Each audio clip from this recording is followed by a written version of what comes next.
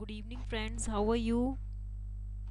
चलिए, मैं आपको कुछ इम्पोर्टेंट पॉइंट्स बताने जा रही हूँ। ये है कम्युनिकेशन सिस्टम से रिलेटेड।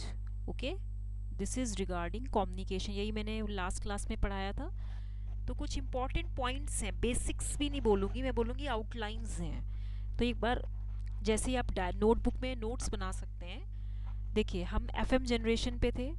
एफएम जनरेशन में क्या था, in order to produce frequency modulated waves, FM generation में टू मेथड्स होते हैं। एक होता है डायरेक्ट मेथड, ये अभी हम डिस्कस नहीं कर रहे हैं, मैं केवल अभी आपको शॉर्ट फॉर्म बता रही हूँ। और एक है indirect method. Okay, this is your direct, this is your indirect method. Direct method is parameter variation method. Parameter की कोई एक पैरामीटर होता है जिसको हम वेरी चेंज करते हैं in order to generate FM. Indirect method जो होता है आर्मस्ट्रॉन्ग मेथड होता है। दिस इज रिलेटेड टू, इसको हम आर्मस्ट्रॉन्ग मेथड भी कहते हैं, आर्मस्ट्रॉन्ग मेथड। इसमें क्या होता है कि जो आपकी एनबी एफएम होती है, जो नैरो बैंड एफएम होती है, it is converted to wide band FM. Okay, अब आप इसमें देखिए, यहाँ पे ये एक मल्टीप्लायर है, this is your multiplier. Okay, it is multiplied by n. यहाँ पे मान लीजिए ये एफएम वेव की एक फ्रीक्वेंसी मॉड्यूलेटिंग वेव है।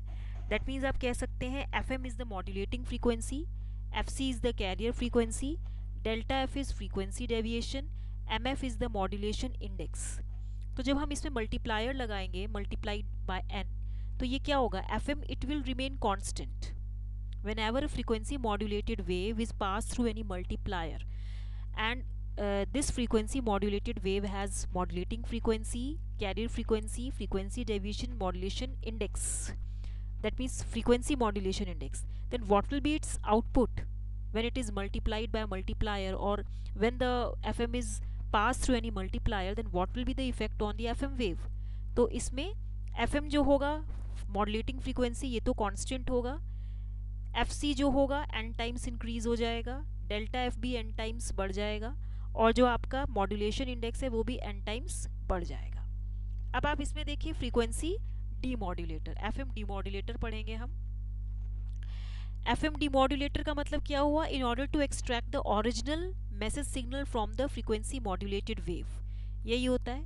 एफ एम डीमॉड्यूलेटर में क्या क्या होता है कि हम जो फ्रीक्वेंसी होती है generally FM to AM convert करते हैं। ठीक है, आप कह सकते हैं कि जो इसमें डिफरेंशिएटर होता है, एक डिफरेंशिएटर होता है which is followed by envelope detector discriminator, followed by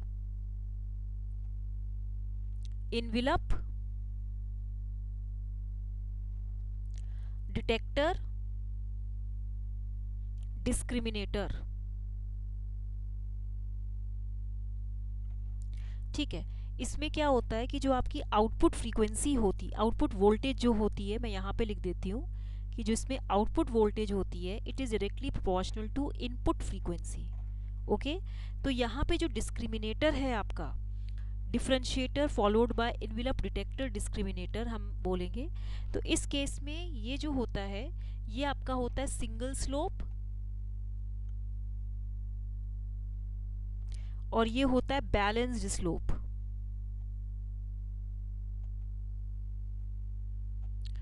दूसरा आपका क्या होता है, फेज डिस्क्रिमिनेटर। हम दूसरा इसका क्या बात करेंगे, phase discriminator. Phase discriminator is also one of the method of FM discriminator. तो एक तो ये हो गया, इसमें फेज डिस्क्रिमिनेटर में टू मेथड्स होते हैं, रेशियो डिटेक्टर, या आप ये बस मेथड्स अभी तो आप याद कर लीजिए, थ्योरी हम फिर कभी डिस्कस करेंगे, पहले मैं आपको मेन पॉइंट्स बता रही हूँ। और एक है फॉस्टर सिली डिस्क्रिमिनेटर, क्योंकि मैच द फॉलोइंग टाइप्स में आते हैं, और जैसे कभी कभी पूछ लेते हैं which kind of discriminator is this. तीसरा होता है आपका PLL, third one is your PLL. PLL is what, phase logged loop. इसमें आपका जो इमेज फ्रीक्वेंसी हो, एक नहीं, ये तो हमने पढ़ लिया। अब हम पढ़ेंगे इसमें इमेज फ्रीक्वेंसी वाला फॉर्मूला। इमेज फ्रीक्वेंसी क्या होती है, this is equal to F R F plus two FIF intermediate frequency. कब होगा? If FLO is greater than FRF। Okay, दूसरा है आपका image frequency, this is equal to FRF minus twice FIF। ये कब कंडीशन लगती है? If FLO is less than FRF। ठीक है, अब एक होता है आपका image rejection ratio. Image rejection ratio होता है IRR, it is known as image rejection ratio. It is represented by alpha equal to under root of 1 plus q square rho square। अब यहाँ पे एक्चुअली इमेज रिजेक्शन रेशियो, ये तो actually इसको हम रो से डिनोट करते हैं, तो यहाँ पे जो रो है आपका, q तो क्वालिटी फैक्टर होता है ना, तो रो क्या होता है? This is equal to image frequency by FRF minus FRF by FIM। ठीक है, अब नेक्स्ट है आपका, जैसे in presence performance of DSB-SC is same that of performance of SSB-SC। आपने पढ़ा होगा कि इन प्रेजेंस ऑफ नॉइज जो आपकी DSB-SC की जो परफॉर्मेंस होती है, it is same as that of the performance of SSB-SC। ठीक है, अब आप इसमें देखिए जो आउटपुट SNR है, S0 by N0, output signal to noise ratio है, this is equal to MA square by 2 plus MA square into कितना होता है? SI बाय ईटा बी। ये क्या है आपका? नॉइज पावर क्या होती है?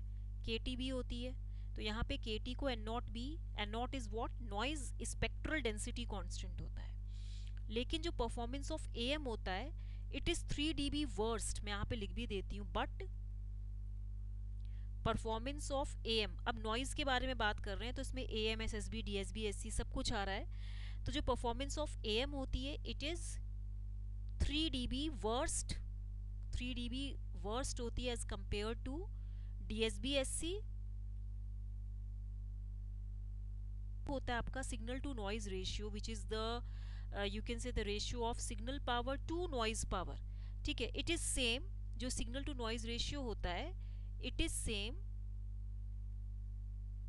इन बोथ AM एंड FM। यही होता है ना, where noise performance of AM is equal to FM, जहां पे आप लिख सकते हो कि where noise performance of AM is equal to FM होता है। अब आप देखो, अगर मॉड्यूलेशन इंडेक्स जो है, इफ मॉड्यूलेशन इंडेक्स एम्पलीट्यूड के केस में, AM के केस में, और FM के केस में, दैट इज जो बीटा होता है, इसकी वैल्यू होती है 0.47। ठीक है, नेक्स्ट केस में ये तो था आपका इन प्रेजेंस ऑफ नॉइज। दूसरा पॉइंट इसी का प्रेजेंस में क्या होता है? In the presence of noise आपका जो आउटपुट नॉइज PSD है, आउटपुट नॉइज PSD है। PSD is what? Power spectral density. ठीक है, पावर स्पेक्ट्रल डेंसिटी क्या होता है? It is power per unit bandwidth as a function of frequency. तो इसमें आप देखो, जो S0 है नॉइज का इन केस ऑफ FM, ठीक है, it is directly proportional to F square होता है। ये किसके प्रोपोर्शनल होता है? F स्क्वायर के। तो यहाँ पे जो output signal to noise ratio होता है FM के केस में, this is equal to 3/2 MF square SI times of eta B। Eta B, eta क्या है? नॉइज स्पेक्ट्रल डेंसिटी कांस्टेंट है, और B is the bandwidth. B is what? This is bandwidth. ठीक है, तो ये था आपका, तो आपने ये पढ़ लिया। ठीक है, तो ये मुझे थोड़ा सा बताना था। अच्छा, अब इसमें थोड़ा सा मैं आपको बताऊंगी, जैसे कि कुछ आपने पढ़ा होगा, एंटीना क्वेश्चंस आते हैं। जितना मेरे को, जो आप एक छोटी सी डायरी बनाइए, उसमें सारे पॉइंट्स लिख लीजिए। जैसे मान लीजिए शॉर्ट डाइपोल है, देखिए मैं इसको चेंज करती हूँ, ये वाला लेती हूँ। देखिए जैसे मान लीजिए शॉर्ट डाइपोल है, फिर आपका है λ/4 मोनोपोल, फिर है आपका अगेन λ/2, फिर है आपका λ/2 डाइपोल है। ठीक है, अब इसकी हमें क्या चाहिए, अगर मैं इसकी डायरेक्टिविटी देखूं, शॉर्ट डाइपोल की 1.5 होती है, λ/4 की 3.28 होती है, λ/2 की 6.8 होती है और λ/2 डाइपोल की 1.64 होती है। ठीक है, इस तरीके से आपको याद करना है। अंडरस्टूड? अच्छा, अब और जैसे आपके पास मान लीजिए high increasing order of drooping concentration level हमें निकालना है, जैसे increasing order of drooping concentration, drooping concentration level निकालना है। तो कैसे निकालेंगे, कुछ जैसे आपको दिया है, नॉर्मल डायोड है, एपीडी है, जिंक डायोड है, टनल डायोड है। देखिए नॉर्मल डायोड का जो डूपिंग कंसंट्रेशन लेवल होता है वो कम होता है as compare to APD, avalanche photodiode के केस में, as compare to zener diode के केस में। जिनर डायोड जो होता है इसका सिंबल ऐसे होता है, ठीक है, और it is less then that of tunnel diode. Tunnel diode में आप देखिए ये जो है इसको आप, ये टनल डायोड का सिंबल होता है। ठीक है, तो ये इस तरीके से हो गया। अच्छा, ये मुझे थोड़ा सा बताना था आपको। उसके बाद और क्या है, कुछ इंपॉर्टेंट पॉइंट्स अभी तो मैंने आपको इतना ही बताया। तो थोड़ा सा अब हम नेक्स्ट क्लास में 8086 और 8251 के बारे में कुछ एक आध पॉइंट्स हैं वो बताएंगे। अच्छा, आपने ऑप्टिकल कम्युनिकेशन में पढ़ा है जैसे कि for single mode operation, single mode का मतलब only one propagating mode is there, okay.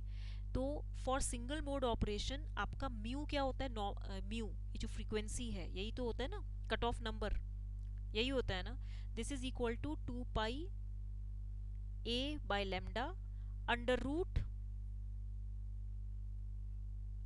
n1 square minus n2 square, it should be less than equal to 2.405, यही होता है ना। Lambda is the wavelength, a is the radius, यही होता है ना, तो ये होगा। अच्छा, फिर आपके पास आता है जैसे कि मान लीजिए यूजेटी है। यूजेटी क्या होता है, यूनी जंक्शन ट्रांजिस्टर। तो इस केस में आपको पहले बात तो इतना पता होना चाहिए कि इसके ऊपर नीचे बेस रेजिस्टर्स होते हैं। जैसे ये तो अगर मैं RB2 मान लूँ, ये मान लूँ RB1, यहाँ पे आपने क्या कर दिया, ये डायोड है, ठीक है।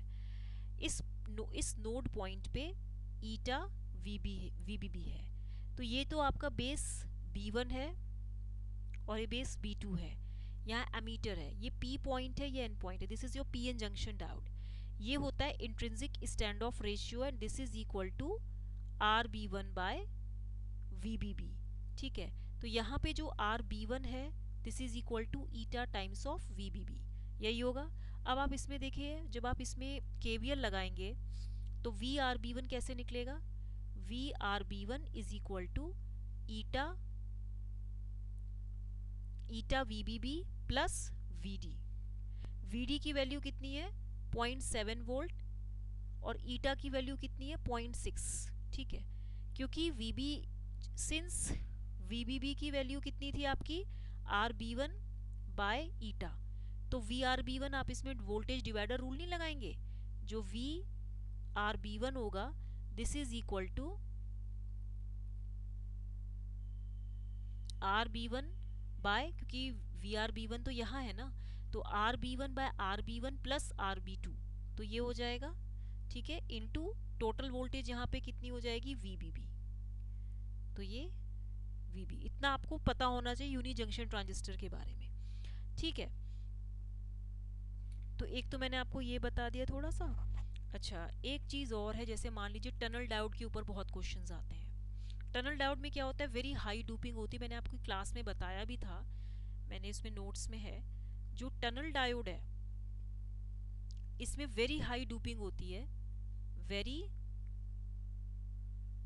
High drooping in both P and N regions, in both P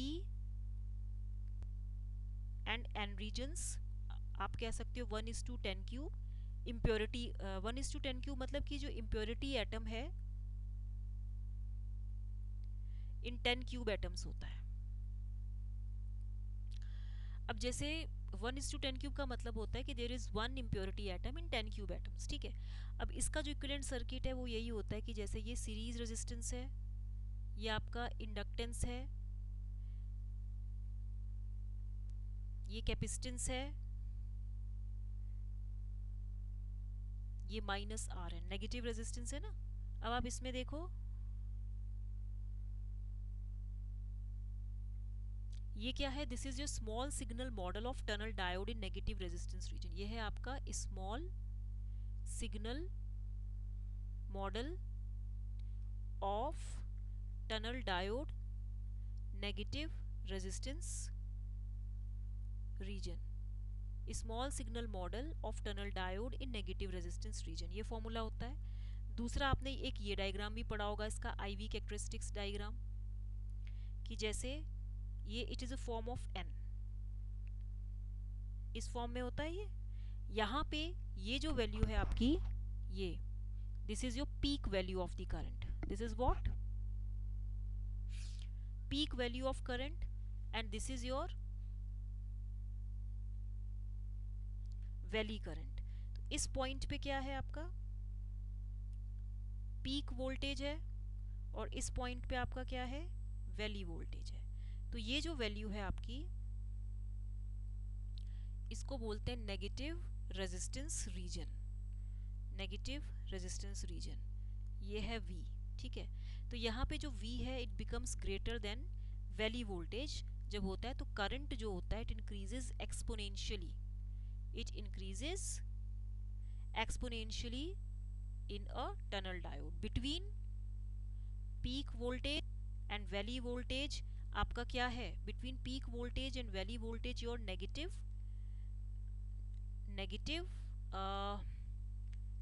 differential resistance जो होता है वो एग्जिस्ट करता है, ठीक है।